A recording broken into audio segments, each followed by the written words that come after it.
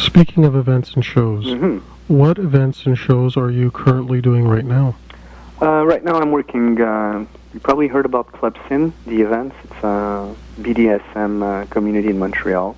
They're doing an event once a month at Café Cléopâtre on the St. Catherine and Saint Laurent. And it's thematic. Every month they have like different, artists performing and all around the BDSM culture. So I'm doing a lot of. I'm the official DJ, resident DJ there, and I'm doing some brainstorming with the other promoters to try to come up with ideas and invite people and different concepts and stuff like that. What are some more of your favorite concepts that you've seen while doing this particular project? You're talking about the Club Sin? Yeah. One of my favorite concepts. I just like to see people that are really passionate about the different aspect of BDSM and actually going out there and working on the costume and actually putting their fantasies up front and actually just performing. I think that's mainly what's turning me on in that scene, and a lot of different aspects of the BDSM I've always been fascinated by as well. So I guess it's about it. Who would you say are some of the mentors for your lifestyle, not only for what you're currently doing, but even going back, were there any professors or certain authors of books, maybe someone who you knew that was very influential on your development? Yeah, actually I met a spiritual teacher. He was kind of a mentor for me. He used to live in Los Angeles. And this guy was very much into mystical spirituality and Gnosticism and Kabbalah and stuff like that. And this guy used to have the most incredible relationship with dolphins and animals, and he used to go for like hours and just meditate with them and come back with some stories. And this guy could have been taken as a Tim Burton character from a movie, but he was the real thing. So I had a lot of interesting studies with this person, and he kind of always guided me and said, don't let exterior influences change what you have inside, So I always kind of remember that from this great teacher, So that's somebody that I've always kept close to me in this world, And yeah. If someone listening right now was interested in following in your footsteps or just getting a taste of the perspectives you have now on the universe, where would be a good place to start for that person?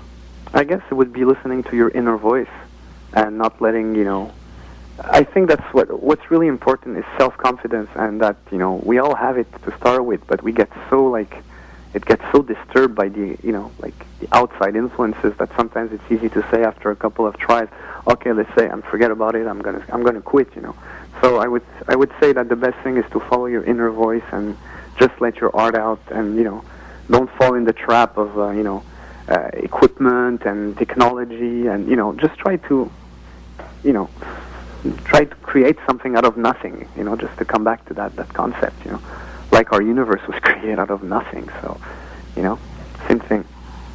To live your day-to-day lifestyle with all the different things you do, what would you say are some of the sacrifices and maybe the biggest sacrifice you've had to make? I guess it would be not falling in the 9-to-5 pattern, because it's sometimes extremes can be very have a great impact on art. So I find that when you fall in a pattern where every day is the same, then the art suffers from it. So on one hand, it's harder to have a constant life when you're not part of the machine. But on the other hand, you're able to, blossom more artistically. That's what I find as a sacrifice that I had to do. And what are you sacrificing? Just not being part of the machine? Yeah, not being part of the machine, and sometimes being, less into the materialistic twirl, and spiral, in the sense that, great artists often suffer because, they have to give up on some of the aspects of, let's say, money making and stuff like that, or having their own schedules or being nocturnal or stuff like that. Doesn't always combine with the rest of of society. But at the end, it's a question of choice, I guess. What are some of the obstacles you've had to overcome? Honestly, I think that jealousy is one of the things that's envy and jealousy. I think is a plague of mankind because in different levels, it's always gonna. When somebody's got the guts to show something and do something, you will always have people that are really impressed, and then you will have people that are really negative, and you have to be able to judge if it's really negativity or if it's envy and jealousy. And if you're not super strong about your beliefs in yourself, then sometimes it can hurt you. So I find that as much as being a DJ, as a performer, as anything that has to do with the public, you got to make a shell to protect yourself from that, because it could be very dangerous, and it could be very powerful in an evil way.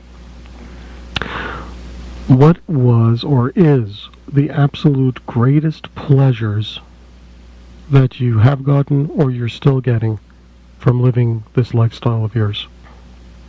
I think the pleasure is still a recurring feeling of being able to create, and to be able to work on, different concepts, and be able to, create artistic entities, and to be able to create, as far as being music or, shows or visuals or anything like that, to be able to actually keep on creating. The day you're going to try too much or want to create and it's not going to come out, well, it's going to be sad, but it's going to be the end, So I think that's my biggest pleasure.